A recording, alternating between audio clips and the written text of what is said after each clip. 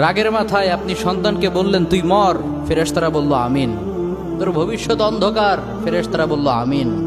রেগে মেগে আপনি আপনার মেয়েকে বললেন জীবনেও তোর কপালে স্বামীর ভাত জুটবে না, ফেরেশতারা আবারও বলল আমিন। আচ্ছা, আপনি না সেই ব্যক্তি যে তার নিজের জীবনের চাইতেও সন্তানকে বেশি ভালোবাসেন? আপনি না সেই ব্যক্তি যে তার সন্তানের জন্য হাসতে হাসতে নিজের জীবনটাও দিয়ে দিতে পারেন? আপনি না সেই ব্যক্তি যে আল্লাহর কাছে নিজের চাইতেও সন্তানের জন্য বেশি দোয়া করে? তাহলে কি করে নিজের হাতে নিজের সন্তানের এত বড় ক্ষতি করতে পারলেন? Doesn't make any sense. Common sense বলতে কিচ্ছু নাই আপনাদের। আপনারা কি জানেন না আপনাদের রাগের মাথায় বদদোয়া করাগুলো ফেরেশতারা আমিন বলে? দাওয়াতুল ওয়ালিদ আলা ওয়ালাদি, বাবা মা তার সন্তানের জন্য যেই দোয়া করে সেটা ভালো হোক কিংবা বদদোয়া হোক, আল্লাহ সেটাই কবুল করে নেয়। এজন্য খবরদার, নেভার কার্স ইউর চিলড্রেন। রাগের মাথায় কখনো সন্তানকে অভিশাপ করবেন না।